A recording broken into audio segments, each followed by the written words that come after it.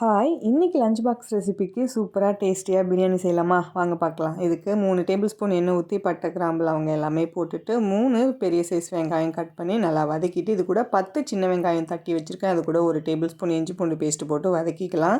இது ரெண்டும் வதங்கினதும் 1 கைப்பிடி அளவுக்கு புதினா, கொத்தமல்லியும் சேர்த்து நல்லா வதக்கிட்டு 2 மீடியம் சைஸ் தக்காளி ரவுண்டாக கட் பண்ணி தக்காளியும் நல்லா வதங்கினதும் இது கூட கேரட், பீன்ஸ், உருளைக்கிழங்கு, மீல் மேக்கர் எல்லாமே சேர்த்துட்டு இது கூட 2 டேபிள் ஸ்பூன் தயிர் ஆட் பண்ணி எல்லாத்தையும் நல்லா வதக்கிக்கலாம்.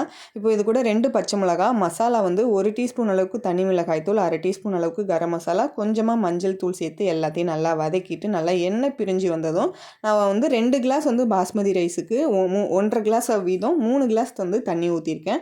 நல்லா உப்பு போட்டுட்டு ஒரு கொதி வந்ததும் 20 நிமிஷம் ஊற வச்ச பாஸ்மதி ரைஸையும் ஆட் பண்ணிவிட்டு இது கூடவே 1/2 லெமன் ஜூஸும் புழிஞ்சிட்டு லைட்டாக மிக்ஸ் பண்ணி விட்டுட்டு இதை விசில் போட்டு 3 விசில் விட்டு எடுத்தோம் அப்படின்னா சூப்பரான பிரியாணி ரெடி. கண்டிப்பாக ட்ரை பண்ணி பாருங்கள்.